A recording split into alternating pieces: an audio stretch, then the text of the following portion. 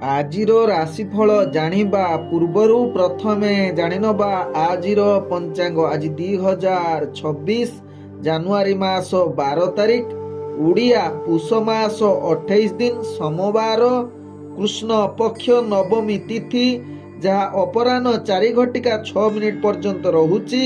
ତାପରେ ଦଶମୀ ତିଥି ଆରମ୍ଭ ହେଉଛି। ଆଜି ସ୍ୱାତି ନକ୍ଷତ୍ର, ଯାହା ରାତ୍ରି 2:18 ପର୍ଯ୍ୟନ୍ତ ରହିବ।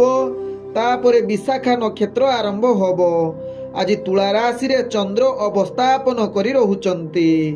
ଆଜି ସୂର୍ଯ୍ୟ ଉଦୟ ହେଉଛନ୍ତି, ଯାହା ପ୍ରାପ୍ତ 6:26 ସେହିଭଳି ସୂର୍ଯ୍ୟ ଅସ୍ତ ହେଉଛନ୍ତି ଅପରାହ୍ନ 5:20। ଆଜି ଯୁଗ୍ନି ରହିଛି ପୂର୍ବ ଦିଗେ, ଅପରାହ୍ନ 4:06 ପରେ ଯୁଗ୍ନି ଉତ୍ତର ଦିଗରେ ରହିବେ।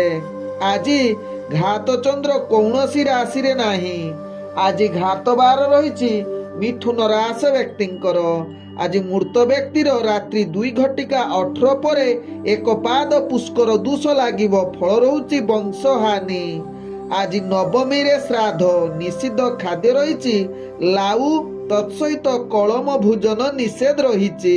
ଆଜି ହେଉଛି ସ୍ୱାମୀ ବିବେକାନନ୍ଦ ଜୟନ୍ତୀ, ଯାହାକୁ ଆମେ ଯୁବକ ଦିବସ ରୂପେ ପାଳନ କରିଥାଉ।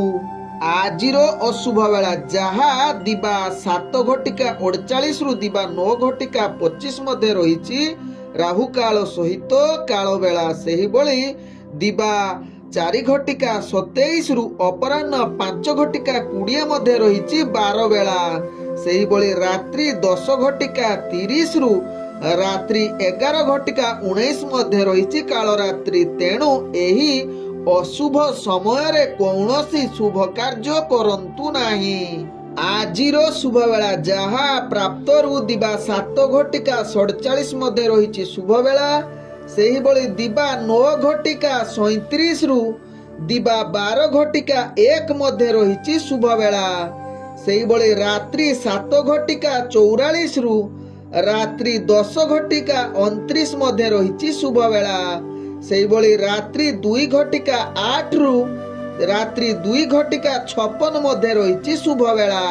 ତେବେ ଚାଲନ୍ତୁ ଜାଣିବା ଆଜିର ରାଶିଫଳ, ଯାହା ଚନ୍ଦ୍ରଗୋଚର ଗଣନା ଦ୍ୱାରା ଜାଣିବା। ମେଷ ଠାରୁ ମୀନ ରାଶି ପର୍ଯ୍ୟନ୍ତ।